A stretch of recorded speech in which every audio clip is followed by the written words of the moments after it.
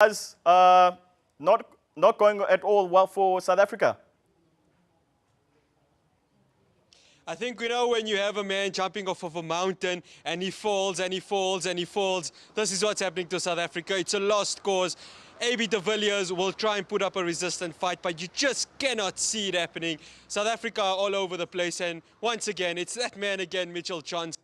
When you need him, he always comes to the party, and right now it seems as if this is a lost cause for South Africa, and surely it's a matter of time before Australia grab the victory.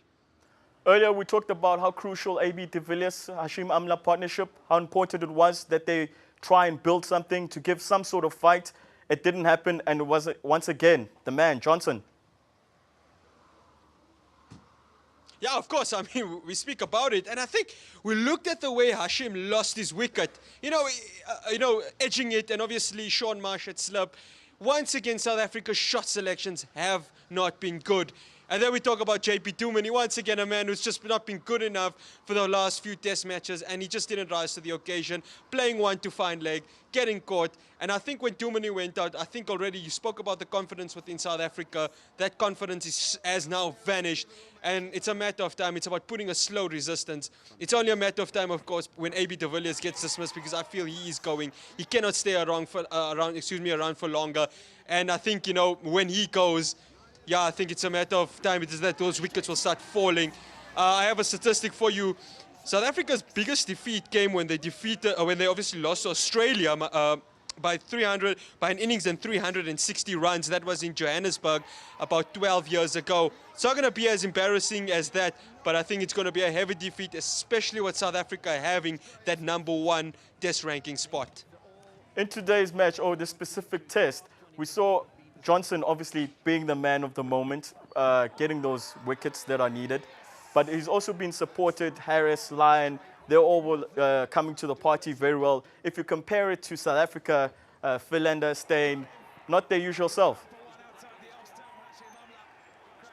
I think the difference here is that Harris, Siddle have been complementing Johnson in the way he has been bowling. South Africa, on the other hand, their bowlers haven't been complementing each other. We've been relying on one or two bowlers, and there hasn't been a bowler really for South Africa that has stood out. Yeah, Steyn maybe, taking 1 or 2 wickets here, but South African bowlers have not been good enough, and that's been a problem. And I think, after this match, they're going to have to go back to the drawing board, and there are going to be a players, maybe 1 or 2, that are going to be, having a talk to, and obviously some of them are going to be axed from the squad for this St. George's Park test, because they've just not been good enough. I mentioned the fact of Elviro Peterson. Now, JP Dumini's place is under threat because, for a number six batsman, we're expecting him to come to the party, and he hasn't come to the party, and that's become a massive problem for South Africa. Let's touch on the Jacques Kallis. Obviously, this is life after him, without him, their first test without him. Do you think maybe him being there would have made a difference? And, they've been saying that it's going to be very difficult to replace him. It's becoming very evident that it is going to be very difficult. No, of course it's going to be difficult. I mean, no one. Jacques Kallis is irreplaceable. He has been the greatest South African cricketer of all time.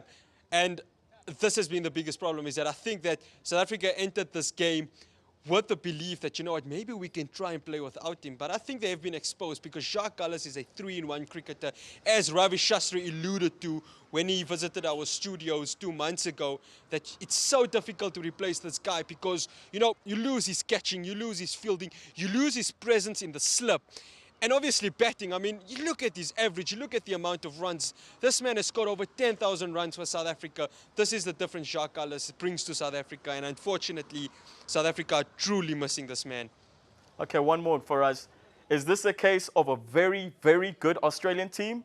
Or is this a case of a Proteas team underestimating their opponents and being really bad at their game?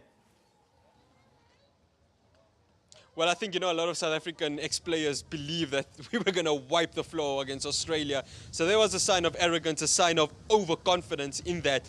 Secondly, I think that, this Australian team, after the Ashes, Darren Lehmann coming in and instilling such a great confidence, saying that our tactics is to play a great brand of cricket, but at the same time, you know, have a go at our opponents, be in their faces, bowl aggressive, bat brilliantly, and this has been the case for Australia. And I think this is a very, very good Australian team, and they've evolved into becoming a side now that could, in the next few months, become the world's number one ranked test team.